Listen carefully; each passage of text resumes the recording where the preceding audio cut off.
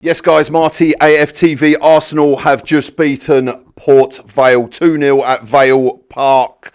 I am here with Robbie after watching, some would say, not the best Arsenal performance ever, but no doubt you are going to let us know what you think. What you just said, it weren't the best. You know what, right? Like, the game started so well. I mean, you know, I was on the way here. I was a little bit late. I was coming from that YouTube event, and You were late again? I was late, right? I was watching it in Uber, Yep. and I was like, I fancy us here 5-6. The way we started the game, you know what I mean? Port Vale couldn't get near us. They couldn't touch the ball. Like, it was brilliant. We scored the great goal with Eze, which was a blistering move. And I'm thinking, yeah, we're going to rack up the goals there. But then after that, you know, we just kind of went into that sort of mode where we were just passing the ball, passing around, and, you know, and then they sort of started to grow into the game. And then in the second half, you know, they were really physical, really aggressive in their press, and gave us a few problems without, I say a few problems because they didn't have a shot on target in the game, kept perhaps absolutely nothing to do. But, you know, they kept us, you know, they kept themselves in the game. And the thing is, in this Carabao Cup, when games go straight to penalties, if you don't get the job done, you can go out. We saw that last year with Man United when we played them, you know what I mean? You didn't get the job done in 90 minutes, gets the extra time, went out on penalties, right? And, you know, then you're out, you're gone. So it was always a bit nervy without them really pressuring us, but it's always a bit nervy because at the back of your mind, you're thinking the job ain't done yet. And if they get one, we're in trouble because penalties is anything, especially when you're away from home. But Trossard comes on, clutch player he is, gets the job done. And the finishers. Yes. Yeah, again, the finishers, as Mikel Arteta has termed them, the finishers get the job done. So overall, I'm happy. We're into the next round. Nobody's injured. I mean, me and my brother's having a big, discussion about that. And just on that note, guys, check that out. So please watch this. This is worthy. This is AFTV Gold. Laurie and Robbie were having an absolute toe-to-toe for like, this must have been going on for half an hour. So watch that watch along back. It was absolutely phenomenal. What I say, right? What Laurie was saying is that he felt Gyökeres should have started the game. You don't start Gyökeres in a game like this. He's our only striker that we've got right now, right? Yes, you can play Miko Merino. Merino's a backup, and he's an emergency backup, is what I call it. We need Victor Gyökeres for that game on Sunday against Newcastle, so that's why he didn't start, and that was the right decision by the manager. And we got the job done. And I think the other impressive thing tonight, even though we didn't play as good as I wanted us to, but how good is that squad? I mean, I've been to Carabao Cup games over the years, right? And literally the whole team is kids with a couple of senior players, right? And now you're looking at a team that's made like, I think it was 9 changes before the start of the game. And you still got Ben White in there. You know, you've got Ben White coming in. You've got Norgard, who's an experienced midfield player. He was the captain of Brentford coming in there. You know what I mean? You've got Miles Lewis-Skelly coming in. Yeah. You know, these are the backup players. I mean, Saka came in, obviously, because the Madueke's out. Martinelli's coming in to start. Yeah. Marino starts up front. You know, the midfield, you know, Ethan Wanieri. I mean, it's some serious strength in depth right now that Arsenal have got. And that could help us to go very far down in this competition. So, yeah, the squad that we've got, we can go far in this competition. It's Brighton in the next round, we know that. But we can go far in the competition. So you spoke about, obviously, the first 15 or so minutes, 20 minutes, we were in complete control of that game. And then, obviously, we basically sort of, after that, like you said, I was watching the first bit and thought, look, this, you know, Eze scores, I think, in the 6th minute. I think this could be really dangerous for Port Vale, especially nicking an early goal. What do you think it was?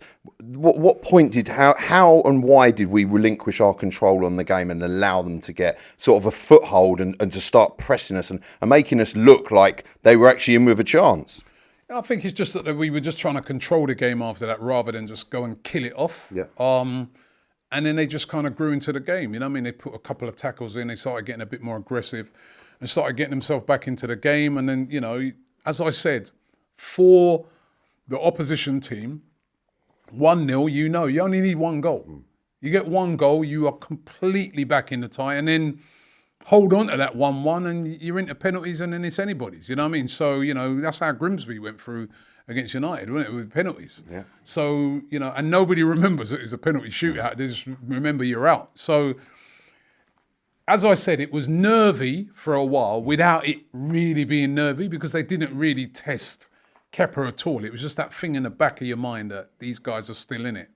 But Trossard came on and just put the game to bed. And yeah, in the end now you can look back on it and say professional performance, we've got the job done, and we go through to the next round. And as I said, a competition we can win. And, big up to Eze. Off the mark for Arsenal. Yeah. First Arsenal goal, which that he'd be really happy about. That could have got a second, but his first Arsenal goal, and this guy's a top player. If you look at the finish, he almost like he goes up, he's going to hit it with one foot, then hits it with the other, and it was a lovely move for the goal. But I'm really pleased for Eze. It's a guy that's been desperate to come to Arsenal, and I think he started well. He's not been blistering since he's come. He's had a couple of assists on Sunday. That was an unbelievable assist. Great goal by Martinelli, but a great assist. And then he follows it up with a goal. He's off to a good start, Arsenal. Yeah. He's off to a good start. I think, is that 2 assists now? Yeah. And a goal. So he started well. Okay, Brighton in the next round. What, thoughts and feelings around that? How do you see that going? Yeah, it won't be easy. Brighton have come down to the Emirates before and beaten us. I think, if I'm almost sure, they beat us one time in the Carabao Cup, right? So it won't be easy, but we're at home. And, you don't want to be going to Brighton away. I'd be way more fearful. 4th round, you're still going to get teams tending to rest players. So I'd expect, even though Brighton have got a very good squad. They've got a very big squad as well, but I'd expect them to rest a couple of their players for that game. But Arsenal have got a very good squad. So we've got the squad to cope. And, hopefully if we don't get any more injuries between now and that game, I think that game's right at the end of October. You've got an international break in between, get some players back, players are motoring a bit more. Hopefully it would maybe a Madueke could be back for that. I don't know. But, certainly, you could have Odegaard back for that game. And you could have a few more of the players that have been injured sort of back in contention for that game. So, yeah, you got to be confident. You're at home, man. You're at home. And being at home in this competition, you want to be at home as far down as you possibly can go. So I would rather have got a League One club or a Championship team. But listen, if you're going to get a Premier League team, get them at home. And that's a chance to progress. We can win this competition with the squad we got. Final thoughts. I'm going to wrap it up on this. We've got Newcastle away at the weekend. What are your thoughts? Well, hopefully Gyökeres starts. And the story, but listen, that's a tough game. Yeah. It's a tough game going away. Newcastle have had a bit of an indifferent start to the season. I think they've only beaten Wolves so far this season. So they haven't got Isak, but I expect that to be a really tough game. You know what I mean? Like, last few seasons we've been up there, they got a really good and really physical midfield. Gordon's back for that game. You know what I mean? He served his suspension.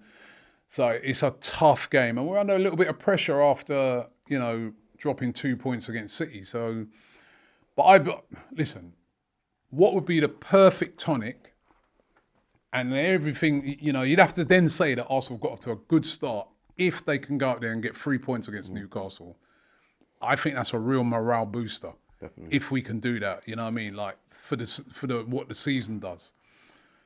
Don't go out there and lose, but if we can go out there and get a win, and I think we can. Definitely. I think we can, but we're going to have to play a lot better than what I saw tonight. Definitely. After Newcastle battering Bradford 4-1 tonight, that's it's a serious place to go, as we know. So thank you very much, Robbie. Most appreciated for your thoughts and feelings. Please check out all the other fan cams, all the other content on AFTV, and please go and check out the watch along. Marty from AFTV signing out.